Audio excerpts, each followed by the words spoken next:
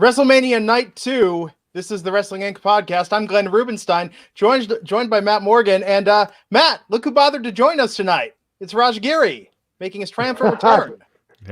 No, it's not. We're living in Fiend's dream house still right now. Yeah. Ryback gave me the night off. I'm gonna have a flashback to my stuttering character. Glenn, you're gonna be playing in your band. Yeah. Raj, I got nothing for you. I don't know what you used to do before this. Have that clean shaven look, I guess.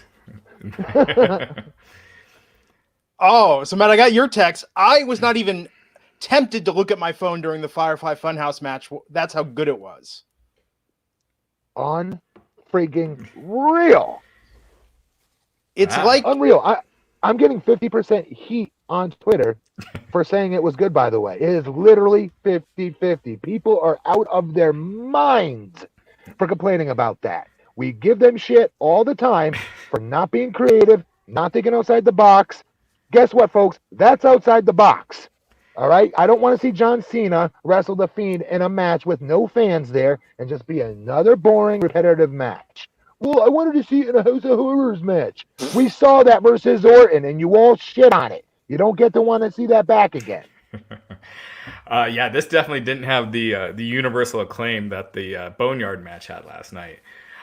I could not decide what I thought of that match. At parts I was like, oh my god, this is so bad, and then other points I was like, that's awesome. Like I love the Saturday night's main event. Okay, yeah, well, I'm going to cut you up, but let me ask you guys a quick. I know what Glenn thinks of it. Let me ask you real quick, Raj.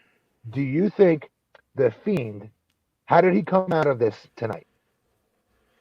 Overall, I definitely think it helped him out. He embarrassed John Cena on multiple occasions. He clowned him. He made him sound like a bully, and he big dogged him the entire segment. So he bitch slapped John Cena essentially, which nobody gets to do, and he beat him on top of it. So if you want to look at semantics, at the end of the day, did Bray Wyatt get more over? Yes, he did. Job accomplished. Yeah. I mean, it was one of those where it's not really a match, right? It's a skit. It doesn't have to be. It doesn't have to be. I know, but what I'm saying is it's not like he got a big win. It was, you know what I mean? I could never have even fathomed what we just saw tonight. Not in 1,000 years. For $1 million, you say, Matt, could you top that? No, hell no, I couldn't. Not even in my imagination could I. Yeah, it was definitely creative, and I mentioned on Twitter, this is going to be the only thing the whole night that I'm going to watch again, and probably a few times. That's the only thing I'd watch again. And the thing about it is, like Edge and Orton, that's no offense, that sucked. That was boring as hell. I wanted that to end so badly, and I felt bad. I felt bad thinking that way. Yeah, same here. Me and Glenn were talking about it before the show. I felt really guilty thinking that way. Speaking of which, here's a couple of super chats. Carry the G. Gilbert $2 super chat saying, I got 4 words for you, last man standing. And Jay Lane saying, Edge should win an Oscar. I was crying. Now, guys, with the super chats, if you could kind of keep them going with the matches we're talking about, so that way we can get them all up. Mosey the show along. Yeah. Okay. And Lewis 13 with the $1.99 super chat saying NWO and Eazy-E part by Bray was the best part. I thought that the NWO part was great. I loved it. Yes. I mean, it was good. Yeah. What about when he could have pinned him and he was like, oh, that's not enough for Super Cena. Like, he dick slapped Cena this entire segment with his comments, I thought. There was a reference where he made like you can look but you can't touch too. Yeah. Oh my god. It was actually. I said this last night. I said it should be like the scene in the last Spider-Man movie when Mysterio is tormenting Peter Parker. That's exactly what it was tonight. It was great. It was like this is your life in the worst possible way. Yeah. Yes, like those nightmares that we have. I don't know if you guys have ever had this. We'll get to that super chat in 1 second. But sometimes when you're in a fight in your dream. And I don't know if you guys ever had that dream when you're throwing your punches and they're not doing anything to the person. They're like super slow. Your hands are like, your fists are like putty. And they're having no effect on the person you're fighting. Like John Cena, the WWE rather, put that on film somehow. I don't know how to explain it. Yeah. It was like they rediscovered between this and the Boneyard match what the E in WWE stood for. Because we've had amazing... Oh, we got Muscle Man. We should have led with that. No, it was fantastic. It was absolutely fantastic. Justin Lopez, $5, saying he wanted every version of Cena so he could say he defeated them is what he got from it. Yes, yeah, there we go. I'll take that. Disco Scotty, it was worth it to see Cena in his ruthless aggression trunks again. Yeah, Disco Scotty, and stop spending money, Disco Scotty. I know him. It was good. It was really good. I mean, this and the Boneyard match, and it was funny today, Matt. We were talking about this last night. I sent it to my brothers. It was up. Someone put it on YouTube for a hot minute before it got taken down. I was like, watch this match before it gets taken down on YouTube. And both my brothers were like asking me questions about wrestling again. They're like, what does this mean? Are they doing more stuff like this now? I'm telling you, this and Firefly Funhouse, they should put both these matches on TV this week. It will bring people back into the fold. Going, what happened to my WWF I used to watch? This is incredible. Well, it's more like that. 20 years ago, we were doing more segments, more crazy shit, you know? Yeah. Haj Gulashi with the $10 super chat. Thank you for the super chat, saying he dug the Firefly Funhouse segment, but did feel at the end it felt flat because he overcame to then have lost the title already. I'm not sure if I fully get that. And Dwalit Barwani saying, I have been home for almost 4 weeks. This weekend was the best part of it. Props to everyone who was involved in this effort. So that's good comment. Yeah, that's definitely great. That it brought joy to a lot of people. And finally, Wolf Cowart saying, figured it out. Matches without a crowd need the wrestlers to trash talk and show personality. That shows a difference time and fills the silence. Yeah, I thought so too. I thought people are criticizing Charlotte and we'll get to it for talking too much, but I'd much rather have that than quiet the whole match. Yeah, and I thought it made what's his name last night's match. What's his name? Seth Rollins did a good job with that last night. Rollins too, I thought. Yeah. They're figuring out the format. Yeah. Tonight, I mean, I popped for that hard. The Vince puppet saying that's some good shit. I mean, they did so well with this tonight. And again, Raj, we talked about this last night. The stuff like this in the Boneyard match makes me angry at everything we see that is not this level of effort and energy and attention put into it. Because when they want to, they can step it up and knock it out of the park. Yeah, but a regular TV show or movie takes so much time. The fact that they're able to do this in 2 weeks. That's my question. Glenn, Raj, you have all these backstage, whatever, stooges that will stooge shit off to you. Ask them, no, I'm serious. Ask them, how long did each of these two things take to film? Then that will give us a good barometer on whether we should be on their cases or not about wanting to do things like this every week. Well, yeah, and I think it would be overkill if you did the whole show like that. You want to do a few matches here and there. Maybe one an hour or something. I don't know. Yeah. I just love this creativity, and I hope they go in this direction. I hope this forces their hand to do things like this, and why they have to take time off. Yeah, I mean, right now, so according to the Wrestling Observer, this week they're looking at still trying to film somewhere this week in a shutdown state. So I don't know how they would pull that off. And it's not. Apparently, it's not Florida. It's somewhere else. It's a location that they're trying to keep secret. So they're trying to get it so they can film SmackDown for this Friday. No.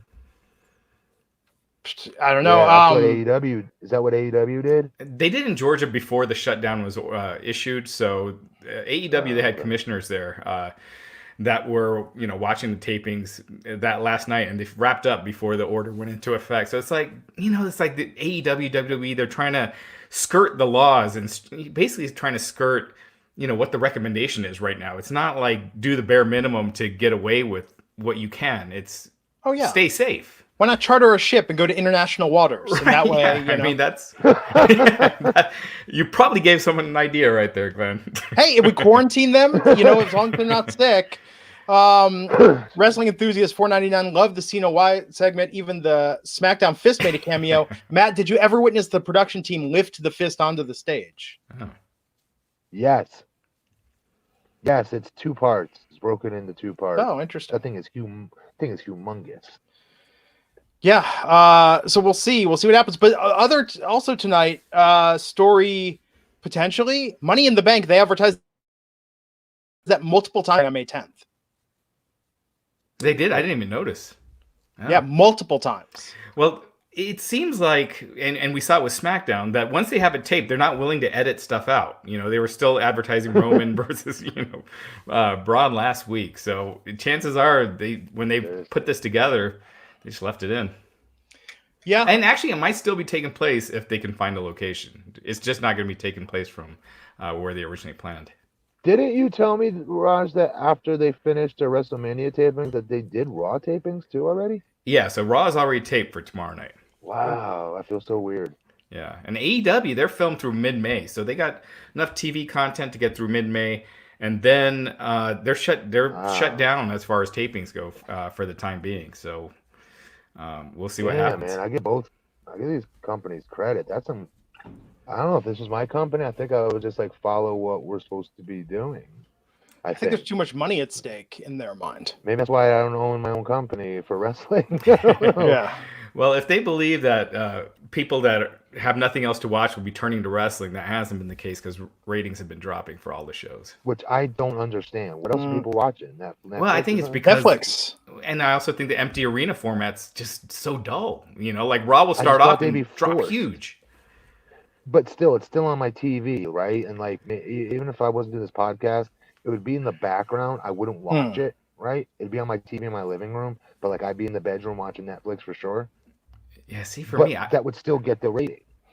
Yeah, I mean, if you're one of the houses calculated, but I don't know. For me, I would not be watching any of this. I'm a big Stephen Colbert fan. I don't watch that with no audience. It's just too awkward to me. And he's in his tub and stuff like that. So. Look. Mandy319 saying, saw on Twitter, the Boneyard match took 8 hours to tape. I believe it. See, what I think they could do is get guys like Buddy Murphy and Alistair Black and say, here's a producer, go off with a camera, film something, and if it's good, we'll put it on the air. And they should go to 10 duos and tell them to do that and just put the best shit on TV. I think would be a more entertaining show because this wrestling without an audience stuff really has limitations. We're getting used to it, but it's still not anywhere near as good as the stuff where they're running at 100%. I couldn't watch it if I wasn't doing this. It's terrible. It's so bad. I feel so bad saying that. I do. Because I want to support them and I want to congratulate them, pat them on the back for entertaining people, right? During all this crap that we're going through. But, man, it's tough. And some of these matches I thought were that would have been so great if it was under a normal setting. And I know you can't do it, but you see them really trying and busting their ass to do everything they can to make this WrestleMania the best that they can. And you got to applaud the wrestlers and the performers. They did an awesome job. Yeah. Okay, let me take a break. Thank the sponsor of this episode, Matt. Take a knee. Take a knee, Morgan. We're going to thank the sponsor of this episode. WrestleMania this year was too big for just one night. And if you want to be too big for just one night, we want to thank the sponsor of the show, BlueChew.com. Guys, remember the days when you're always ready to go? Raj, remember when you were a younger man? You were really into the Police Academy series. You had all that energy. Yeah, Alf. Yeah. Now you're old. You're an old man. It's just bad. It's just bad, man. You got so much in your mind. Oh, it's terrible. And the first thing that goes, is the libido. But the good news is now you can increase your performance, get that extra confidence in bed. So listen up, BlueChew.com. That's blue like the color blue. They bring you the first chewable with the same FDA-approved active ingredients as Viagra and Cialis, the real stuff, the modern medicine that we know works. And you can take them anytime, day or night, even on a full stomach. And they are chewable, so they work up to twice as fast as a pill. You could be ready whenever that opportunity arises. If you could benefit from more confidence where it counts, Blue Chew is the fast and easy way to turn your bedroom into the performance center. Huh? Just going to take a moment, let that one sink in. It's prescribed online by licensed physicians. You don't have to go to the doctor's office. No waiting line at the pharmacy, which is great. You do not want to go to a doctor's office right now. I don't think your doctor will even see you right now. So the good news is Blue Chew is prescribed online by licensed physicians, shipped straight to your door in a discreet package, made in the USA, prepares and shipped direct. They're cheaper than a pharmacy. No awkwardness whatsoever. And we've got a special deal for our listeners. Visit BlueChew.com. Get your first shipment free when you use our special promo code WINC. Just pay $5 shipping. That's BLUEChew.com. Promo code WINC to try it free. I'll tell you, if you're spending time at home with your significant other, Blue Chew is a nice way to spice some things up and take your mind off things. Right, Raj? That'll really put a smile on your face, right? Seriously, and your partner will appreciate it as well. BlueChew.com, promo code WINC to try it free. We thank them for sponsoring the Wrestling Inc. podcast, and thank our audience for supporting them now. Almost, 2 years with Blue Chew on the podcast. Yeah. They've been great supporters of this, and we thank them. And remember, when you support our sponsors, you help make this podcast possible. And G Daddy saying that Blue Chew got my girlfriend pregnant. Thanks, guys. You're welcome. That's huge. Corey Springer, if you want to be too big for one night. I'll tell you, actually, you know what's funny about that, Raj? So believe it or not, a big part of Blue Chew's customer base, significant size, people that are trying to conceive. Because if you have to perform on command, what better way than with a chewable? You could just be ready to go right when that temperature hits. But I'm telling you, every guy could benefit from this. Check it out, bluechew.com, promo code WINC. Try it free. Okay, let's talk about WrestleMania Night 2 tonight. So, Raj, Firefly Funhouse was good. I mean, but not as good as the Police Academy series, though, right? Absolutely not. Okay, just making sure we're on the same page about that. Okay, Justin Lopez. I thought Night 1 was better than 2 overall. See, I actually think the opposite. Matt, what did you like better, Night 2 or Night 1? Night 1. Boneyard match really was something great. So was Bray Wyatt. Can you guys hear me? Yeah. Okay. Yeah. Night 1 because of the Boneyard match. Yeah, I like Night 1 better, but I do like this 2-night formula, and I think they should try it next year with the stadium. Do both nights in the stadium. Yeah. Keep it shorter. Obviously it's going to be longer than it was tonight because you'd have the entrances and the theatrics and everything. But I think they should try it out. You have the benefit of getting 2 major mega stars over by having them close the show out. Like they could have closed out like last night if it was in the stadium with Braun winning his title. He's even more made because, no offense, nobody talked about Braun's championship win. Nobody. I forgot about it until you mentioned it. Yeah, absolutely. Yeah. So what was up first night pre-show? We had Liv versus Natalya. Real quick before we get into it, Zach Riviera, thank you very much. He says, healthcare worker here. Thanks for keeping us sane with these podcasts, guys. Much needed during these stressful times. Thank you very much. Thank you, Zach. Other way around, brother. Thank you very much for doing what you're doing. Being literally in the line of fire. You're a legit everyday hero, for real. Thank you. Absolutely. Yeah. So Liv versus Natalya. Friendly match. Was this really Natalya's first WrestleMania match? First Do singles? we have to talk about it? More importantly, do we have to talk about it? I'm just giving it a little shout out, man. The good thing with the 2 nights is you get a lot of people getting singles matches that otherwise wouldn't have had one. Natalya, Dolph Ziggler, his first ever singles match at WrestleMania was tonight. There were a bunch of people. Becky Lynch, Braun Strowman, all their first, technically their first singles matches were this weekend. Yeah. Kind of nuts. So that happened. Liv Morgan picked up a win. Good for her. But then we opened the show proper with Charlotte Flair versus Rhea Ripley for the NXT Women's Championship. And Matt, we were texting about this. This match was great, but the upset with Charlotte going over and winning over Rhea. The only reason this made any sense to me after I texted you that, Glenn, that I was upset with the finish. Yeah. Charlotte's a friend. Like, I'm not even just a fan. I'm like a friend. And I think she'll be the greatest women's wrestler of all time when she's done. It could be argued for now almost even. I'm being serious. But with that said, she did not need to win an NXT title here. Rhea Ripley needed this win.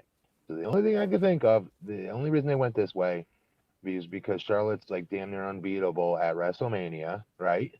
Or because she's going to NXT. They need her there on the show, and this explains it. I don't know. Yeah, it seems like she's going to NXT. I thought it was.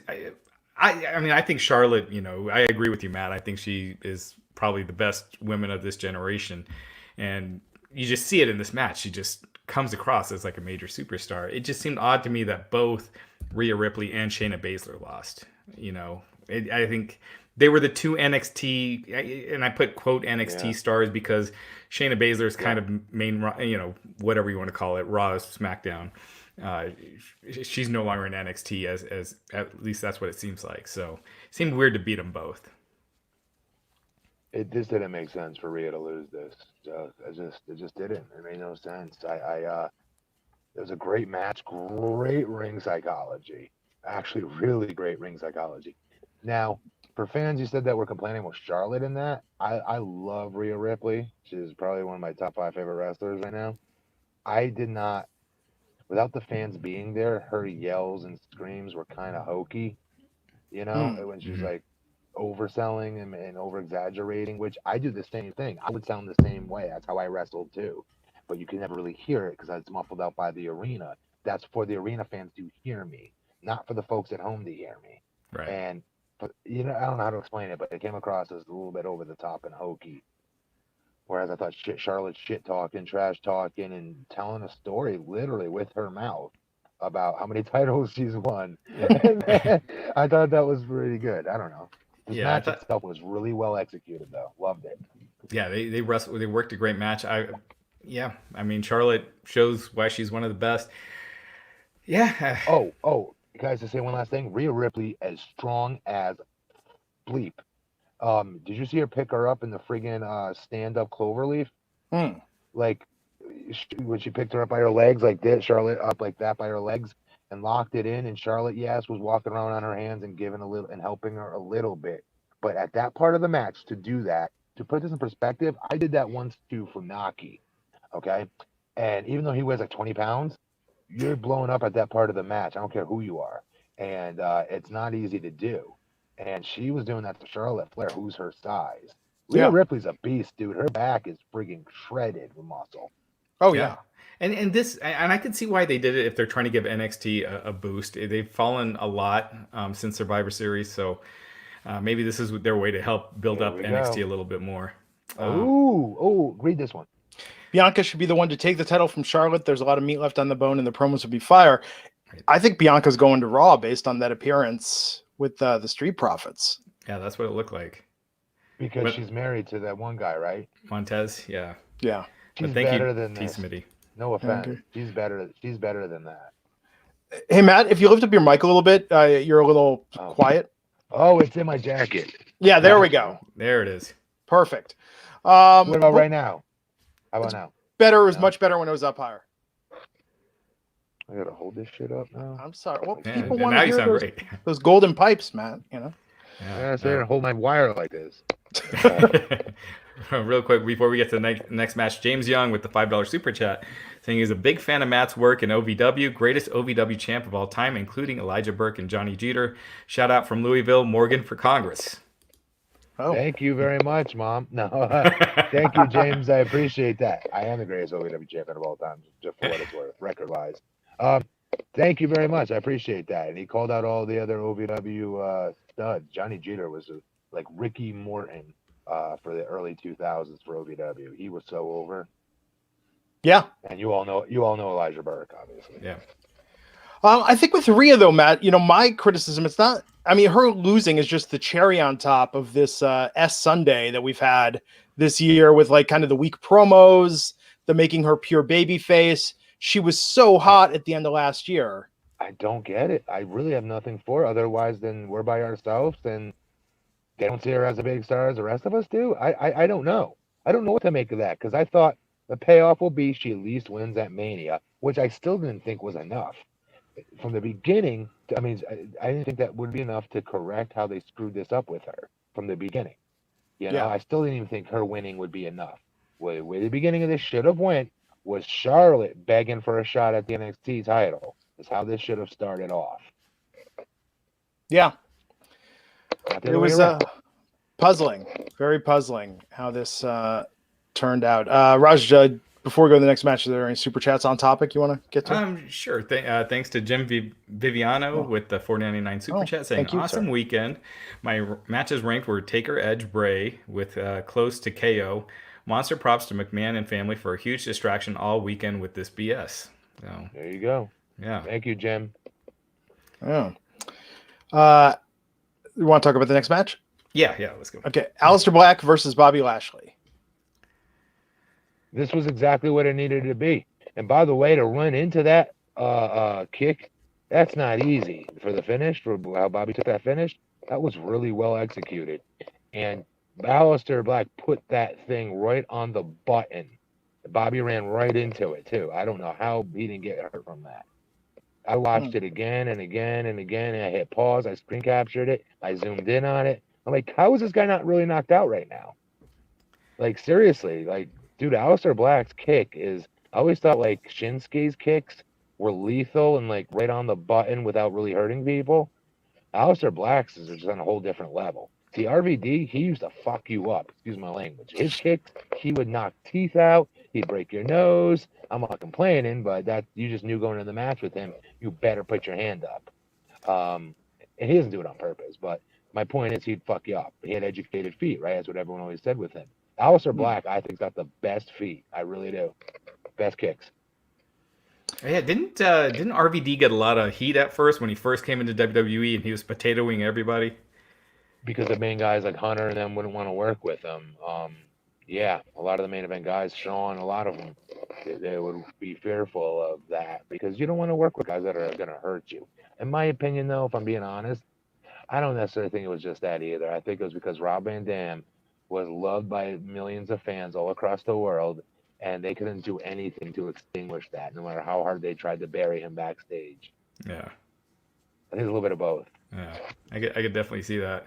I thought this match was everything it should have been. I thought it was good. Yeah. Alistair Black, it was the right call. They've been pushing him. Yeah. I'd like to see them do more with Lashley, but he's been kind of floundering since the Rusev feud. I hope they pick up on him because he's a beast. I'd love to see him and Brock still.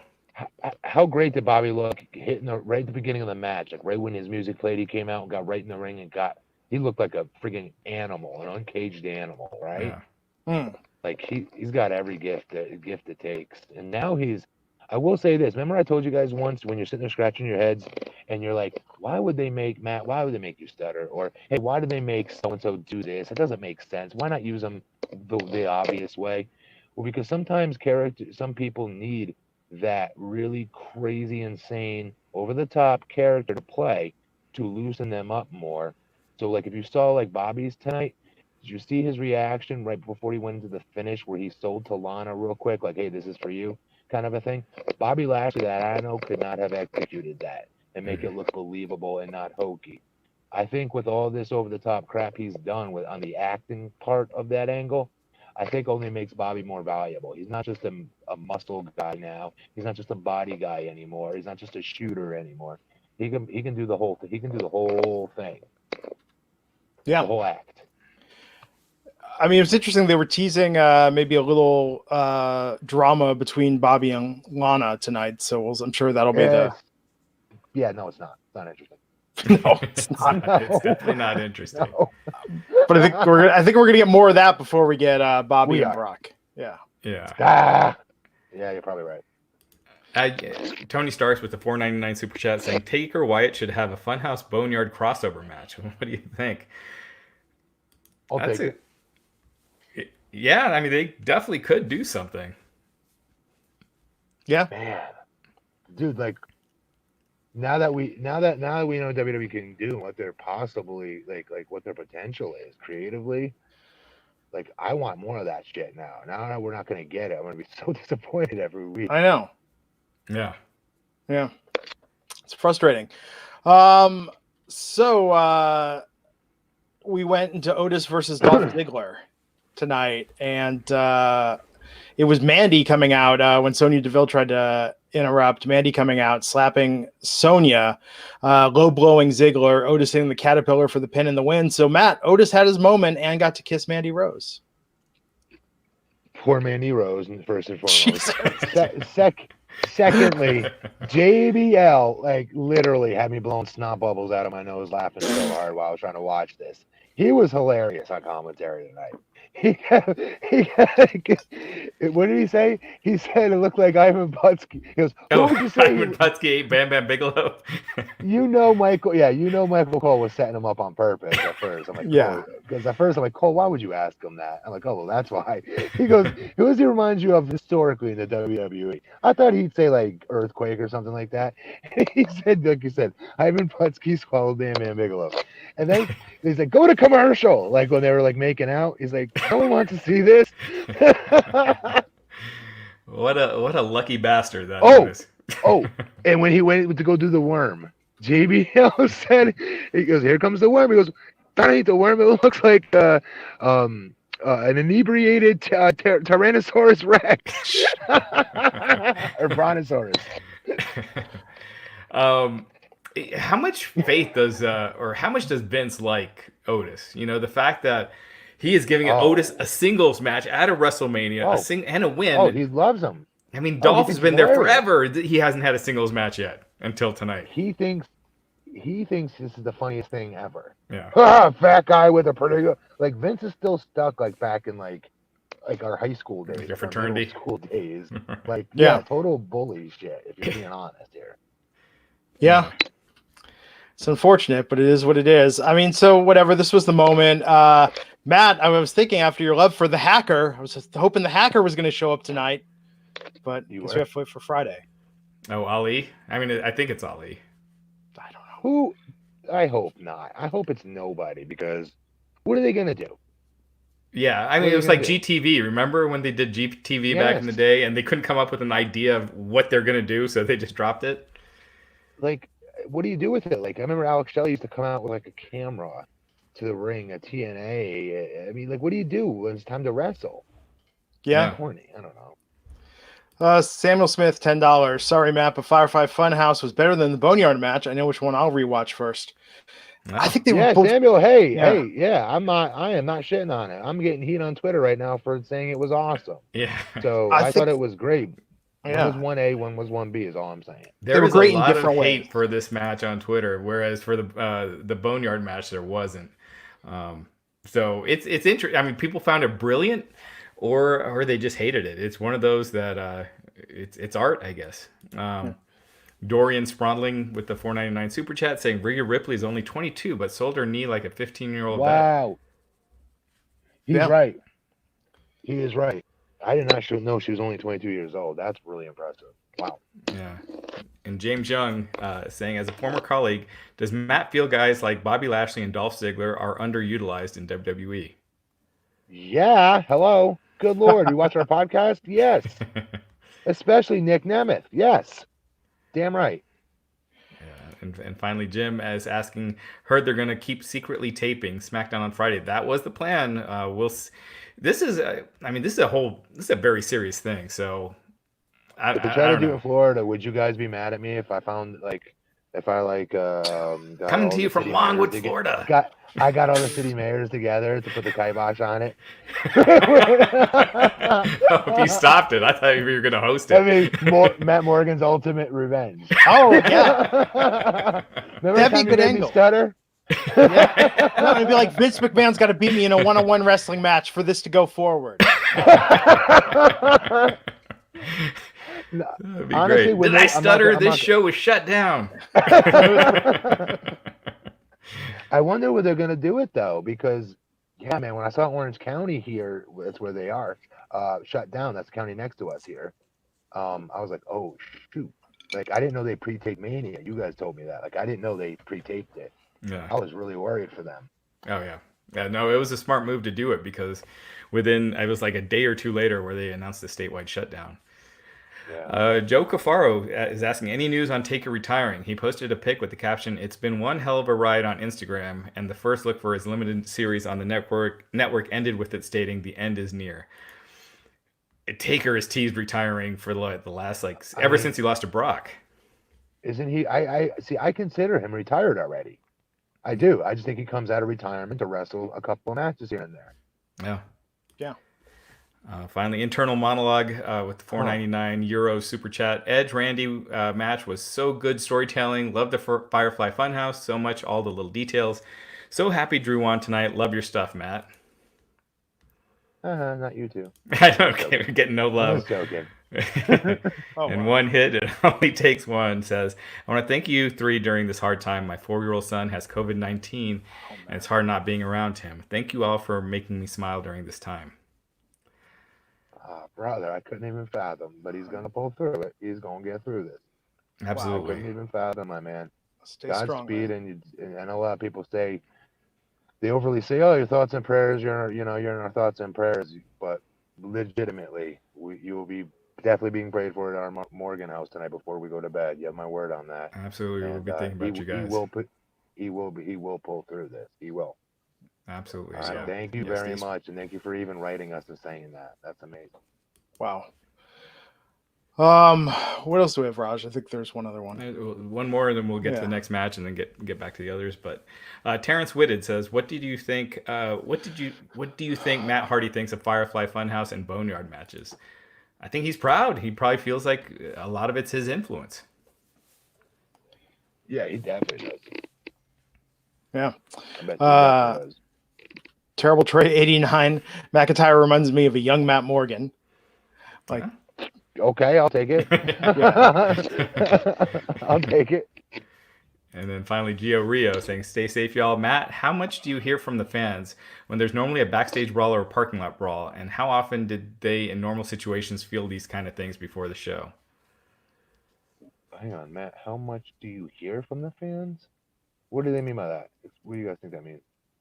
I'm not sure. I mean, well, let's talk about the second part. How do they, in a normal situation, so when they would do like the parking lot or the backstage brawl where it's not live, would they do that during the day? I mean, they wouldn't do that live to tape during the broadcast.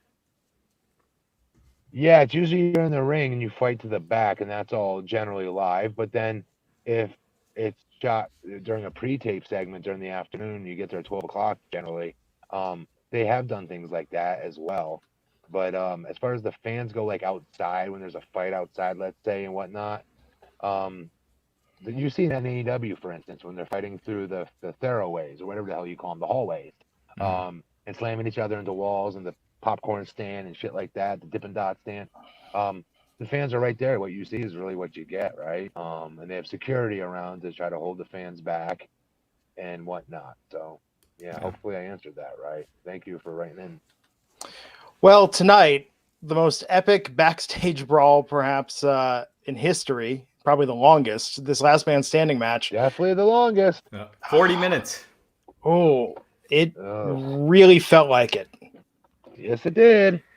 Cool opening. Orton disguised as a cameraman at ringside, hitting Edge from behind with an RKO. I love that. That was good.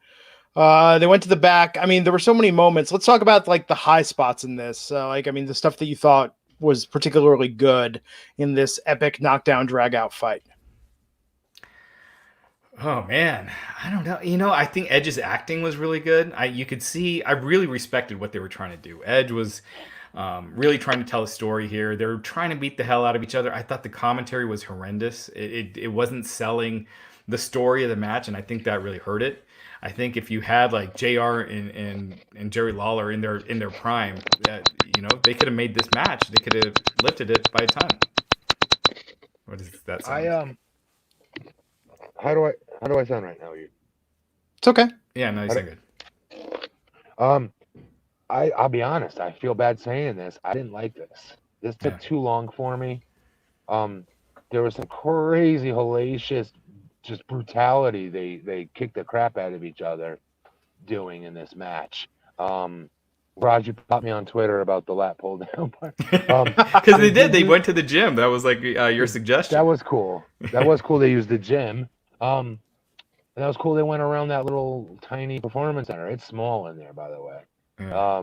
They got an upstairs and a lot of other crap, but they don't have much room to really do a lot of the stuff that they did. But they found a way to do all of it. I don't know.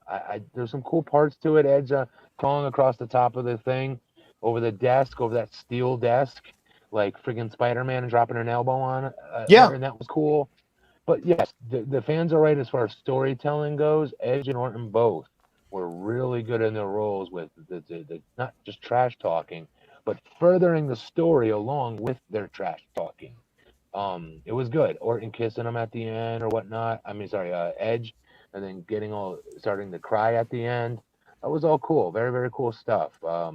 Just too long for me. I mean, I was annoyed how long it was.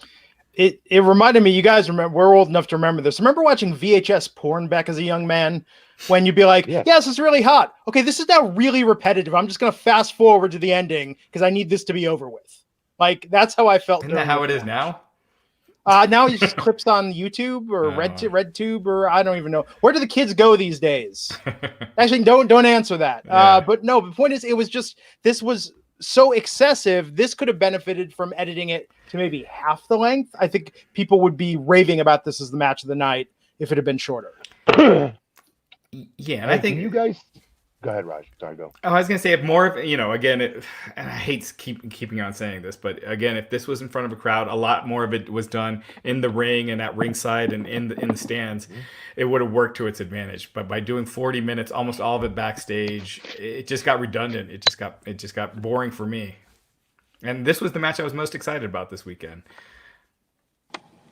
Yeah, Chris Pye, good point. $10 super chat. I believe Edge learning how to act really made the ending much more emotional. Love you guys. Been a supporter since day one. Thank you, Chris. Thank you for your super chat. What else do we got, Raj? Let's just get to a few more of these here. Kazarian X, $5. Edge's facial expressions and emotions almost brought real tears to my eyes. He sold the hell out of this. I mean, I thought Randy was good, but Edge, I mean, this was his moment. This was his showcase. Edge is a really good actor. Yes, he is. He has learned a lot during his time off from his, all the shows and movies that he's been on. He's really good. Travis Huffman. I'm sorry, Matt. Go for it. When we're done, let me say something. Go ahead. Go. Okay.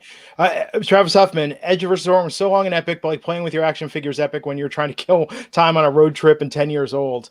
Yeah, every idea they had, we saw tonight, it felt like. So what was that, Matt? Really quick, can everybody see the link that's under my name, or does it like cut it off on yours? It cuts it off. Is there a way to change my picture around? No. It's 3AKLF. Is that what the end is, or what's the end of the? Yeah. Hang on, guys. I apologize. You can just take out the HTTP part. Yeah. Take out the HTTP. Well, Matt is doing that. Ross McLean, 499 pounds, saying, "Hey guys, do you know why during tags the baby faces are always on the left of the camera and the heels to the right?" P.S. Congrats to fellow Scott Drew on the big win. Raj, I don't know if there's a reason for this, but I will tell you, the way I always remember it is on the left, the baby faces, you can see their faces, and the heels, you can literally see their heels when they're on the right side of the ring. I did not know. Tag match. I did not know if that was a reason. We'll ask that. We'll ask Matt that. Wow. Matt, did you? All right. And we just lost them all together. Yeah, because there's one more super chat we'll get to, and then we'll go to finish this match and go to the next. But yeah, I don't know. That's interesting. I'm sure it's a. Has it always been like that? Like since the 80s and 90s? Feels like it. Yeah. Well, what's the other thing you can tell when a tag is actually going to happen in a tag match? Because if they put their palm out with the palm facing up, it's actually going to happen. But when they're doing like this, the overhand, that's going to be the fake out. They're not going to get it. Yeah. Yeah. I guess I didn't notice that either. Oh, there's Matt. There we go. Oh, he was able to change it. There we go. Oops. Okay. All right. Hey, Matt, here's a question for you. Do you know why during tags the baby faces are always on the left of the camera and the heels are to the right? Oh, yeah. So the baby faces can face the hard camera. See? You see their faces, you see the heels. So you could see, so you can see the baby face ranting and raving, walking up and down the apron, trying to fire up the gate to make that hot tag, to get tagged into the match and blow his stop. That's the entire setup for the hot tag. Yeah. So you can all see his face during that. All right. Really quick before we continue, you guys all please, everybody see the link below my picture. That's the full link. I know you can't click on it because we're on the StreamYard thing, but you guys can write it down. The reason I want you to write it down and go to it, just write it into your search engine and then just hit go. It'll take you to that app I used to do that I'm doing again. It's called UpLive. And what I wanted to share this with you guys for is this is an opportunity for everyone to get paid while they're home, not doing anything and being forced out of work. Some, in certain cases, others, their businesses have closed, or some of the people are just on furlough if they haven't lost their job. But bottom line is you're at home. And this is an awesome opportunity for you to make money. It's an opportunity for you to make like $300 a month on the low end just to do nothing but film yourself. Just to film yourself. Just sit there and screw around on it and film yourself. Or you can make more. And what you want to do is you use this link I'm giving you, and it'll show a flash on the screen of me in this UpLive channel thing. Just go ahead and press download and open your account from there. And then message me, and I'll tell you what to do from there. Seriously, you're going to get paid money just to goof around on camera while you're at home. You're not doing if you're not able to work from home, if your job doesn't allow that and you're, not doing anything, it's an easy opportunity to make money. And I asked this company to please reach, if I can set this up so others can make this money while they're at home. I thought it'd be a good time. So I partnered with them again as part of my deal with them. Oh, nice. Was to do it, but you've got to be able to give others opportunity to make this money. So there you go. I'm gonna get that out. Sorry. Very cool. Raj, do we have any other super chats before we hop back into the card? Sure. Real quick, Jared Wilson with the €4.99 Euro super chat saying, as someone from the UK staying up almost until 3:30 a.m. to see Drew finally get his moment and become the first British-born WWE champion is pretty cool. Oh my God! I didn't even put that over. Damn, that is pretty cool. That's really crazy. cool. It's taking this long. Wow. So we don't count Sheamus because he's from. Yeah, that's right. They don't consider Ireland. you. When I'm over there, they don't like being. Yeah, they don't like that. When we call it WWE, when I was with them, we used to call it our UK tour. When we be in Ireland, they did not like that, and when we were in England, they did not like when Ireland was part of it. Right, because yeah, it's Europe, but it's not the UK. So that's very cool. Yeah, that is awesome. And finally, internal monologue saying no crowd didn't help, but a lot of people loved Okada Omega. Storytelling was incredible.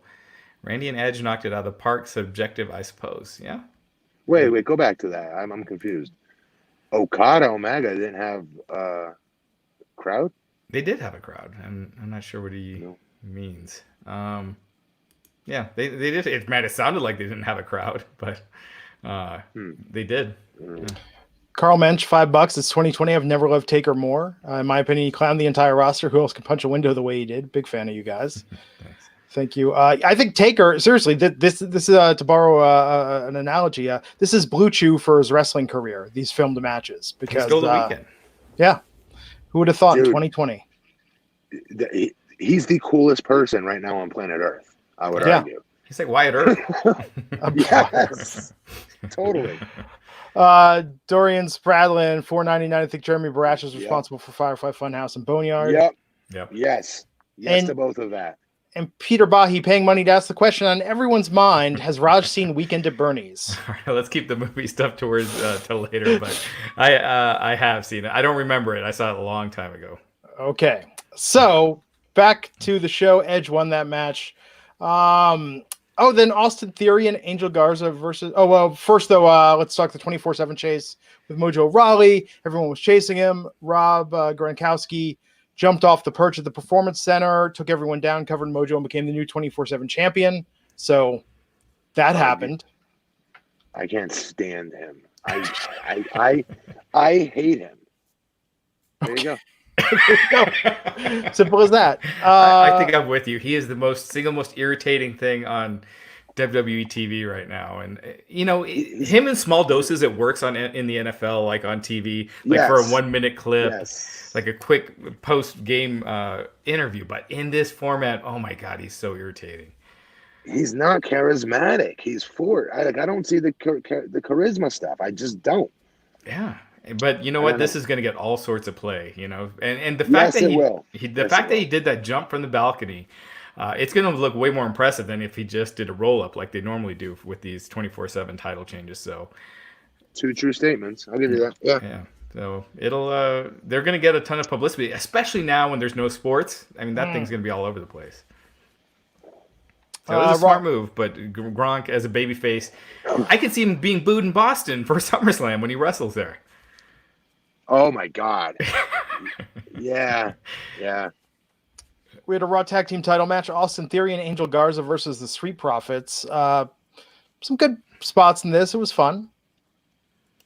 Yeah, I was half asleep at this part. I couldn't care. I was trying to get into the match, but I just could not. Yeah. Well, but then Vega, trying to do ref distraction, trying to interfere. Bianca Belair came out. That was awesome. Took out Vega. Street Profits got the win to retain. All right, really quick. We need to hope and pray that this was just a one-off for her, because she's better than this. Oh, as being like a third person of the... Yes. She is a stud by herself. She does not need to be a manager.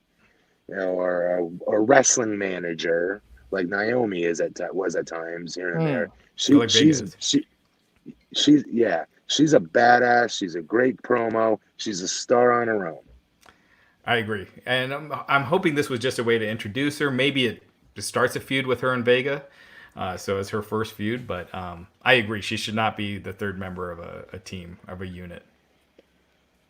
Don't we think it was just something creative just threw in there and said, hey, you know what I mean? Because it makes sense. She's married to him.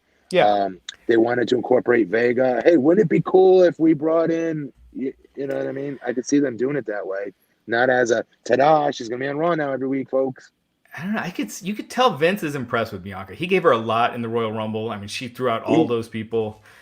Right. So she should be the one that chases Charlotte and beats her for that title. Yeah. Oh, well, or chases Becky, and beats Becky. Because Shayna's not the right fit. I'll take that. Yeah. All right. I'll shut up and take that too. Yeah, but I wouldn't do it like they did with Shayna, like throwing her right in. Let Bianca get known to the Raw and SmackDown audience, whichever side she's on, and then move her into that feud as opposed to throwing her right in. Internal monologue saying that Mojo had his shoulder up the whole time, and he said, "As someone from the UK, we all hate Gronk. He's just a meme now." Good Lord. Good. You guys have it right. We hate him. I hate him here too. Yeah, and Peter Bahi noting that Chicago booed Mongo McMichael. NFL fans don't all transition to pro wrestling. That's absolutely true. Yes, it is true. Yep. And Samuel Smith saying, what's that? What real quick? What about when Kevin Green would show up and get like zero reaction on Nitro? Do you guys remember that? Everyone like my wrestling buddies that would come watch it in my dormitory Monday Nitros. They're like, "Who's this dork? Right. Who's this guy in the ring with the booty chokers on?" Even Reggie White didn't get that big of a response when he was on Nitro, and he's a legend. He's a whole yeah. Sorry, I didn't mean to cut off the super chat. Sorry. No, absolutely no. It's a very good point. Like, just because they're big in a certain market, but Gronk is big nationwide for sure. But I mean, he's no refrigerator. I mean, Fridge was see that America's was sweetheart. Right. Yes, he was. Yeah. LT was different too. LT was also was too. Yep. There are some. But... Michael Caserta saying Bianca should win the Money in the Bank match. Oh, okay. I like that. Yeah. So speaking of Naomi and teams, we had Naomi, we had Sasha Banks, we had Tamina, Team Bad reunion tonight in this Fatal 5-Way with Lacey Evans and Bayley. I was shocked they pulled in that continuity. That was so short-lived, having the three of them do that in the ring, even doing the Unity fist bump, and then Tamina betraying them. But I loved the pile-up with all four women pinning Tamina to get her eliminated first. Yeah, it made her look like Big Show. That was good. It made her look like a monster. Mm-hmm. That was really good. After that, I mean, we saw a lot of Naomi and Bayley, of Sasha and Bayley, seeming like there was going to be this big split with them. They took on Naomi, they took on Lacey. I mean, there was that moment in the corner where Lacey got out of the way and Bayley hit Sasha. But it was interesting that Sasha got eliminated first. It came down to Lacey and Bayley, with Bayley retaining. Yep. All right. So real quick, we gotta talk about this. They've got to kill this. Bayley and Sasha cannot pull this off. It is painful to watch. Their promo tonight was terrible. When Bayley was talking by herself and being all arrogant, she did a good job. But when it came to the stuff with Sasha in the promo, it was so uncomfortable and it was some D-rate acting. It was terrible. I'm not saying to be a jerk. I'm saying it because I've been thinking it for the longest, and I'm sick of sitting there and being quiet about it and just saying, can we not talk about this match or segment? Can we just move on? Because I don't want to have to put them down for no rhyme or reason, But look, I'd be saying this about anybody else. This is terrible. They've got to stop this. Bayley does not know how to do this character. She does not know how to tell that story of having the person that's your best friend that could take that title off of you and you need her. She does not know how to pull this off, and it shows in every single instance. Like, there's uncomfortable facials, uncomfortable body language, uncomfortable words during the promos. It's not believable. And Sasha, she dropped the ball too in that promo. when the reporter went back to her, the backstage girl goes back to her and said, "So Sasha, you've won all these titles except the SmackDown. What are you gonna lay down? What are you gonna do?" And Sasha's just like, she's just like, "Huh, well, we're just gonna have to wait and see." And it was so robotic. Disrespecting the Blueprint name, Sasha Banks. Seriously, no, like it was terrible, guys. I'm not saying to be a dick. It was rotten. They've got to drop this. No, it's clear that's the way they're going. I thought Sasha should have won here tonight. Why am I the only one who thinks that the Ladies' Right should have won tonight? That what's her name should have won the championship? Lacey? Yeah. Lacey. No, you're right, because Sasha versus Bayley does not need a title. They can do that No, it feud, doesn't. and it'll be fine without that. And I think that would be better, actually, because it gives us another women's storyline to care about in SmackDown, which they have so much trouble building. I think Sasha and Bayley could be money if you had Bayley back as a babyface, because she's not good as a heel. Oh, Sasha yes, is a definitely. heel. And yes, 100% that, yes. Yeah, and again, Sasha, I don't know. I just feel like they never allow her to get the really big moments in WWE, you know? Like that WrestleMania, she should have won, WrestleMania 32. She was the most over person in that match. She had Snoop doing her entrance. She was in the first Hell in a Cell, was in her hometown, and she loses. I just feel like, when she came back, she was red hot against Becky, just loses right away. I don't know. I just feel like they just don't give her the big moments. And she's got a ton of charisma, and she's a superstar, so... Yeah. She didn't show it tonight, though, I thought. Yeah.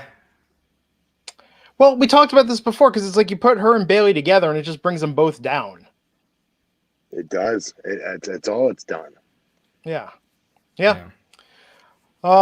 So that match, Bayley retained. The wrestling part was good. I mean, there was some good storytelling during the match. But I think... Yes. And Lacey with that punch that she gave... Sasha. She's like, that looked really good. Yeah. When they did that corner move in Bayley, this is for Summer. I legitimately, my wife and I at the same time both said Summer Rae, and then realized that's Lacey's daughter's name. Summer. Had to look that up. Internal monologue 499 pounds saying it was a great moment to see Titus Phillon as a host. Great guy, I agree. His reaction after the Funhouse was gold. The storytelling there was amazing. Did you guys think when Titus did that little scared reaction after the Funhouse, I thought Bray was going to pop up behind Titus. Like I was waiting for that to happen. That was my only disappointment, but it was good to see Titus on the air. Yeah. The fourth wall saying, just want to say thank you guys, Matt. The inspiration you give me is out of this world. If you can be mayor, I can be president. You're super special. Very nice. Thanks, the fourth wall. That's very kind of you. M. Kennedy 1389 saying me versus Vince if they BS Bianca. I'll be there with you. And Albert G.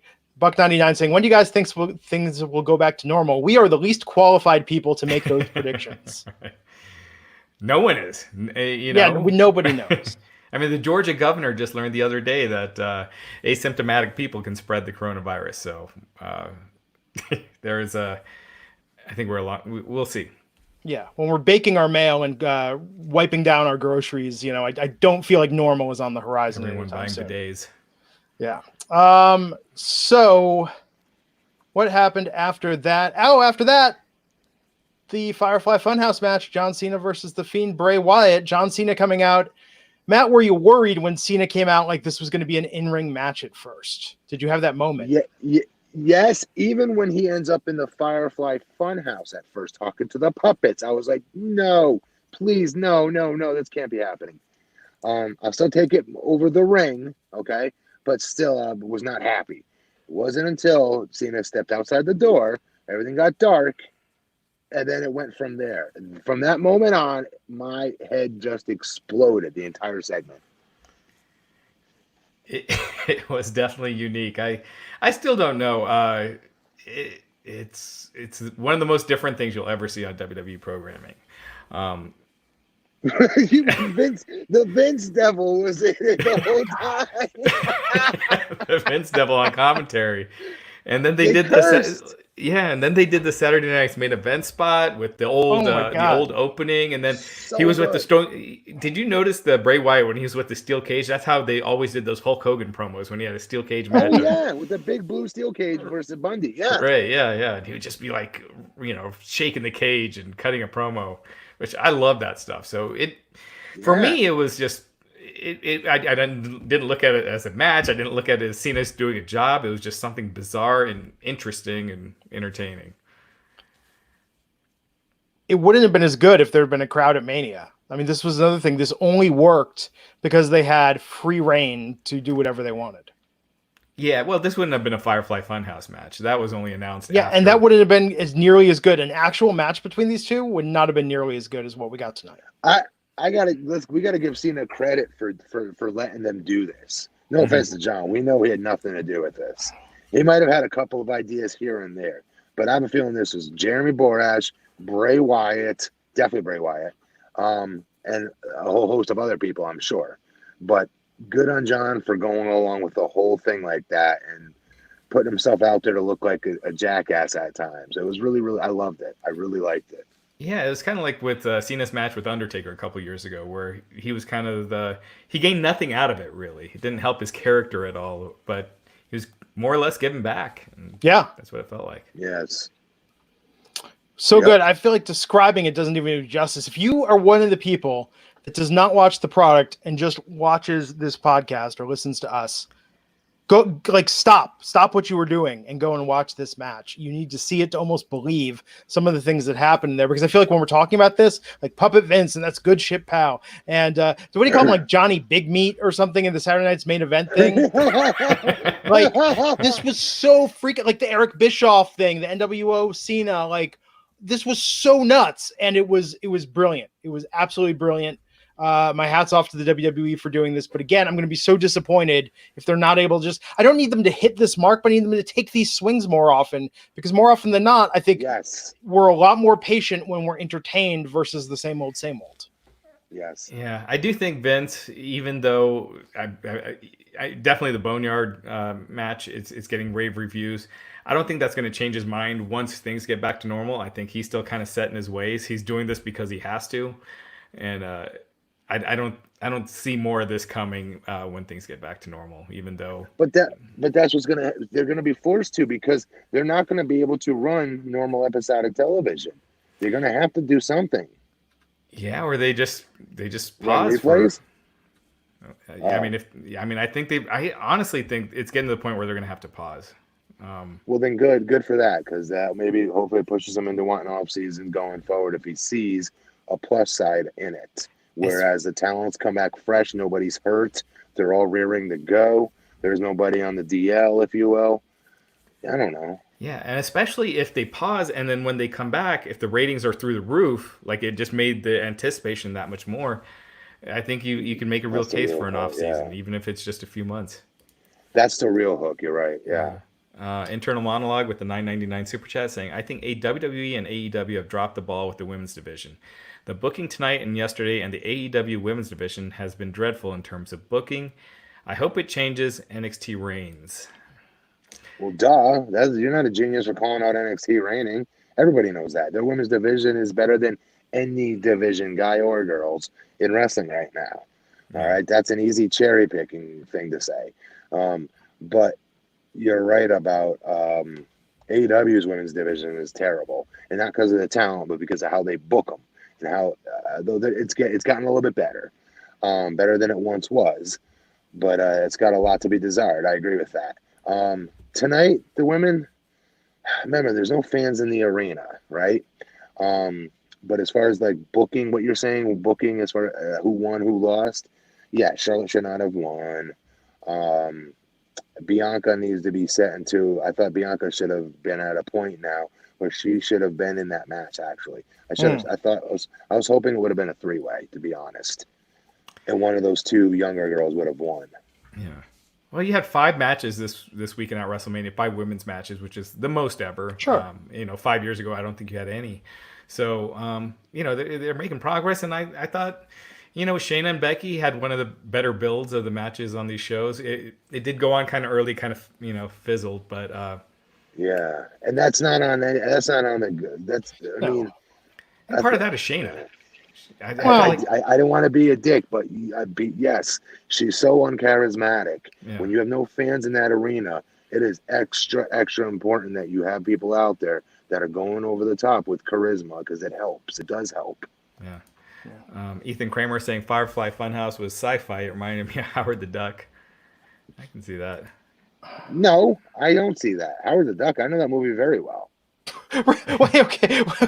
If we didn't have to move along, Matt, well, I'm going to put a pin in that. We're going to come back to that in a future podcast because I got some Howard the Duck stories as well. $1.99, Ryan W. It was a reward for lifelong fans tonight with the Firefly Funhouse, the Cena match. I'm assuming. Yeah, Ryan. Jared Wilson, $1.99 pounds. WWE should film more with Cena while they can. I agree. I'm assuming Friday. Yes. Actually, I think we don't see him again. So Bray Wyatt took over John Cena's Instagram. Is that what it was? Yeah. Yeah, because there was a bunch of... So Steve B with the $5 super chat saying, if you look at Cena's Instagram, it's all pictures of Wyatt and all his characters. I think it's Bray Wyatt taking it over. Yeah. Looks like it. Yeah. And then...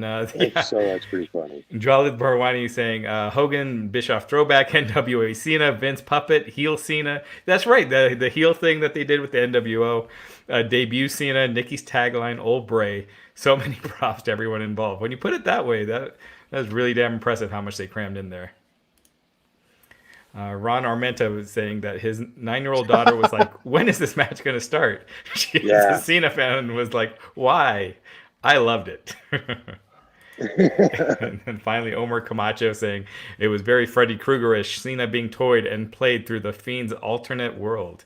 Yes, exactly. That's exactly what it was. Yeah. Zach Rivera, with the success of Funhouse Boneyard match, will we see more pre-taped matches on future pay-per-views, and will they be as successful with live crowds sitting there watching the Tron for 20 minutes? Screw the live fans watching it. I don't care. I'm at home. I want to be entertained. I hope they do it. Yeah, ratings and pay-per-views should mean... I mean, they make more money from that, right, than they do from live events. Yeah, absolutely. Yeah, the TV deals is the main money driver right now. Joey O'Dordan saying, if you like the Boneyard match, we'll go watch Matt Hardy stuff. Oh, I've seen all of Matt Hardy stuff. Oh, thank you, Joey, because I never heard of Matt. Who is this Hardy of Mr. Matt Hardy. you talk about? I don't know if that's like a half-ass, smart-ass comment that, Matt, we owe it all to Matt Hardy for all this great cinema photography. To be very clear, Jeremy Borash helped a great deal on the Broken Universe, okay? A great deal. You saw WWE try to do it, right? Yeah. Jeremy Borash was not part of it then. No. All right? Jeremy Borash does good work, and he did good work with this stuff that we saw over the WrestleMania weekend as well. While, yes, a lot of it is definitely all Matt. I'm not saying it's not. Yeah. But you can't take credit away from WWE either. Why can't two things be true? Right. And this is no disrespect to Matt, because I think he's done a lot of great stuff, but his stuff on AEW has been cringy to me. Like I find shots fired. Well, no, his filming bouncing around the room. I'm not saying it's hokey and you can't suspend our disbelief to see it. I just thought it was shittily done. Yeah, exactly. I think there's a way to do it, but the way they did it, I was just like, man, this is so bad. Drawlet with another super chat saying, but you can't touch. I popped so hard. They didn't even catch that. Yeah. I'm going to watch it again. And then and he did it when he was talking about his failures. So it was like, I mean, it was pretty impressive that John was cool with that. Yeah. Mr. Kennedy 1389, WWE burned up too many brain cells creating Boneyard and Firefly match. I doubt they'll be able to create anything compelling for the rest of 2020. No faith. And Freshwater Squid finally with the $10 super chat. Thank you. Saying mixed feelings on this match. Very unique and entertaining. But I could hear Jim Cornette's voice in my head the whole time screaming about exposing the business. 100%. I mean, I don't know how, though, because what part of this exposed the business, really? Well, if you couldn't tell, you were in an alternate world.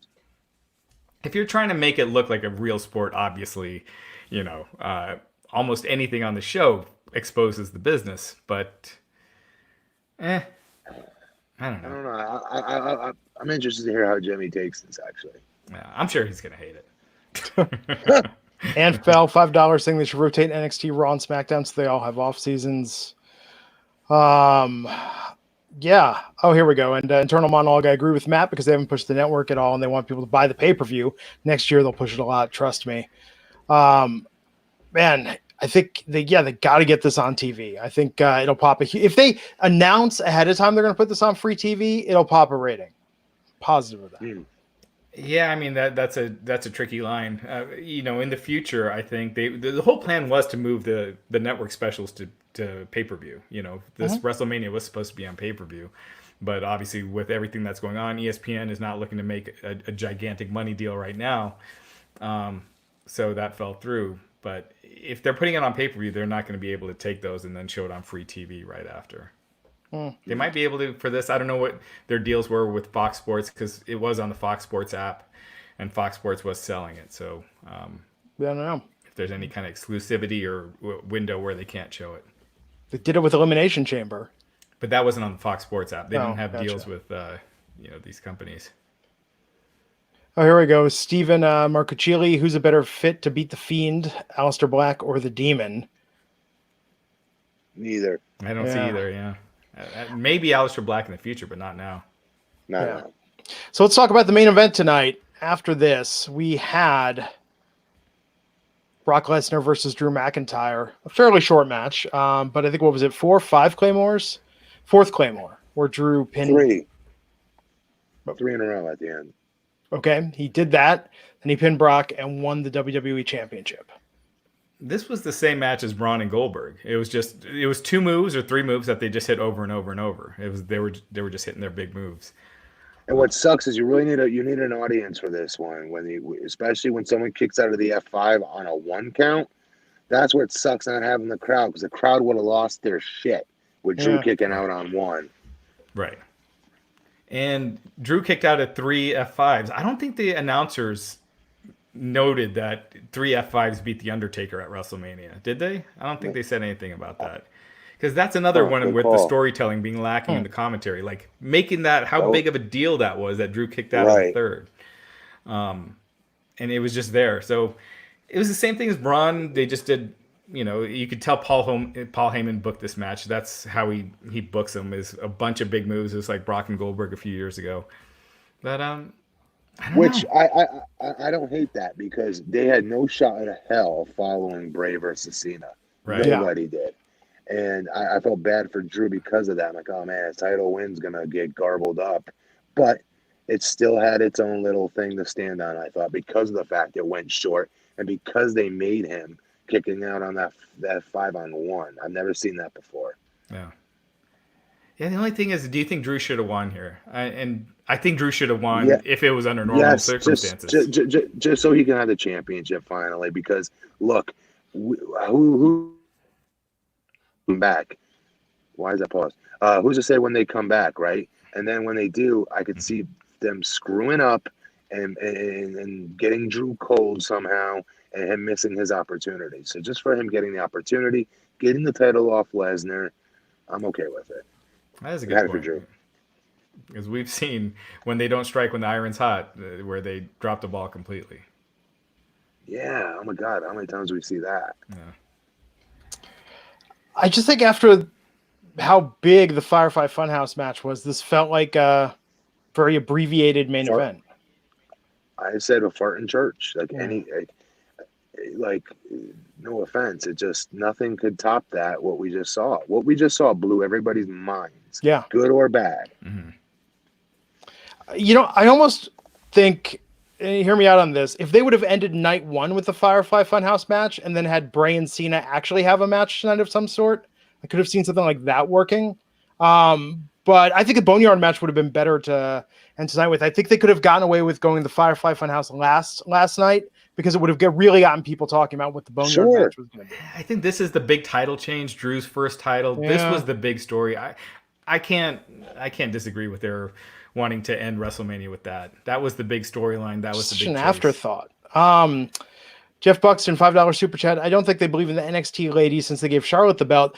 They're messing with our precious NXT women's roster. If Rhea is going to move out, if Bianca's going to move to Raw, if Charlotte's going to move to NXT, I don't know, man.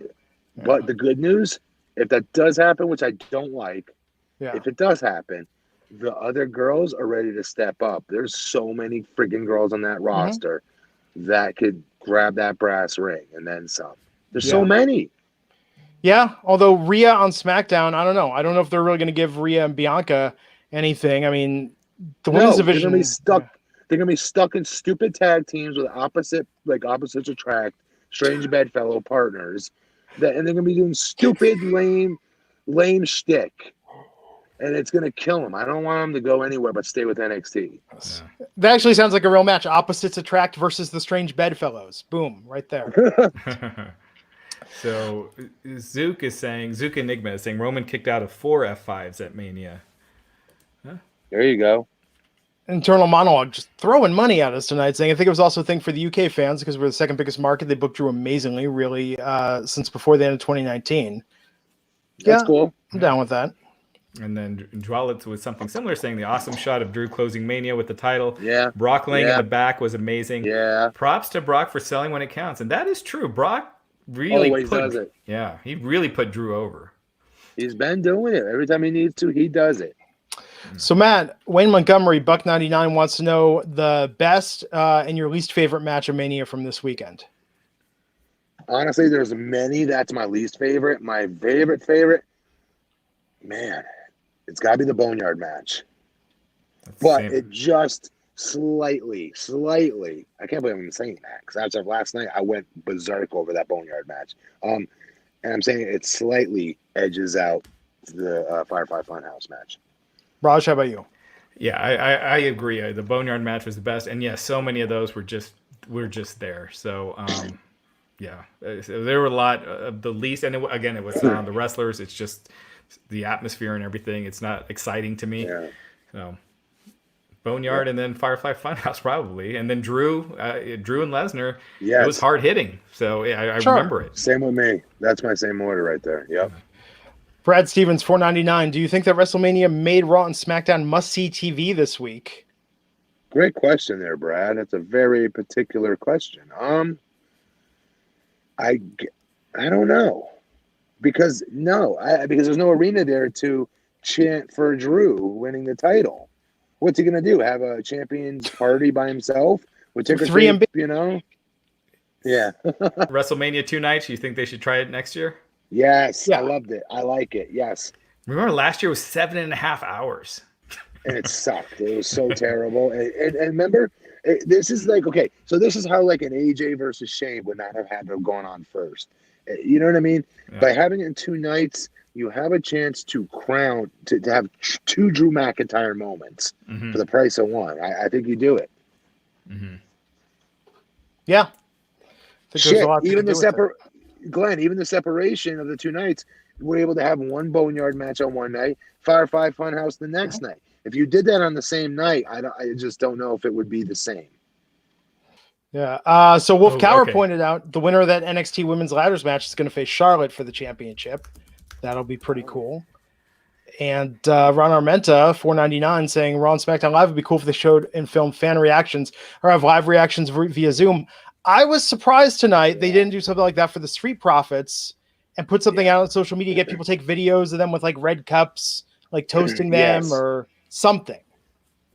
I don't know if you guys ever saw it. Def Leppard on their last tour for Pour Some Sugar on Me has like this big wall of YouTube videos of people doing like lip syncs and covers of Pour Some Sugar on Me. I was thinking like something like that would be incredible. Street Profits would be the team to do that with. Mm-hmm.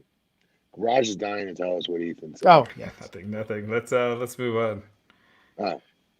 Oh, I apologize. I said corrected. I thought you had an answer. Marcus Wilson, Buck99 to ask the obvious. You know the answer to this. Was the last man standing match too long? Yes, it was. All right. Well, yeah, we got Raw tomorrow night. It's already taped. I think they taped it before WrestleMania. So, Oh, wow. Yeah, it's gonna be one of those. Man, you know, this is better than I thought. I got to give them credit. This WrestleMania was much better than I was willing to say it was going to be. This was good. Yeah. I think I still would have preferred they postponed it. I still found the majority of it. It's not. I'm never going to watch it again. But they not all exceeded of my expectations with the Funhouse and the Boneyard. Yes. And those 2 matches wouldn't have been in those gimmicks. You know, AJ and Taker was supposed to be a regular match, and Cena versus Wyatt was supposed to be a regular match. So Would not have worked as well. it would have been different. For sure. And Alexander Manos asking if a 2-day Mania with NXT matches mixed in. Thoughts? I'm all for it. Yeah. Get rid of TakeOver. You just have 2 nights of Mania. And you could just do TakeOver not the same weekends as WWE pay-per-views and go from there. We shall see. Is there anything else to cover, Raj, before we wrap this up? I think that's it. Matt, did you have anything? Just again, fans at home and want to be paid some money while you're at home, hit that link below my name, write it down, and then obviously type it in your search engine and go from there. And then once it brings you to the page, press the download button.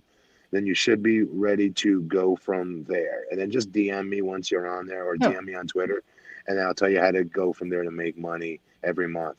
Bottom is 300. You can make even more of that each month. It's a good gig, guys. And Matt, if you want to tweet out that link on your BP Matt Morgan account on Twitter, people can go there and remember that to follow it from there. Thank you. Good idea. Yeah. He is at Raj Giri _303. Raj, will we have the honor of your presence tomorrow night on Monday Night Raw's podcast? We'll be back. We'll be back tomorrow. Good. Someone's saying the link doesn't work, Matt. Let me double check that real quick. Is it because I took the HTTP crap out? No. That should automatically be. Hang on. Let me see if it accidentally did something. Oh no, it's working for me. Just make sure you type it correctly. Yeah, it's going to you're up live. It works. Okay. And people in chat are saying it works. Post it on Twitter, Matt. Checking it. Just that way no one can screw it up. Just go to Matt's Twitter. Okay. It's going to be right there. I'm at Glenn Rubenstein on Twitter. I'll be live tweeting along with Raw tomorrow night. And hey, thanks for hanging with us. This is our 3rd night in a row. We're going to be back tomorrow for night number 4. We're still relatively in the realm of sanity. We haven't gone completely off the rails, but hey, there's always tomorrow night's podcast for that. So until next time, stay safe, stay healthy, stay sane. We'll catch you back here on the Wrestling Inc. podcast. Take care.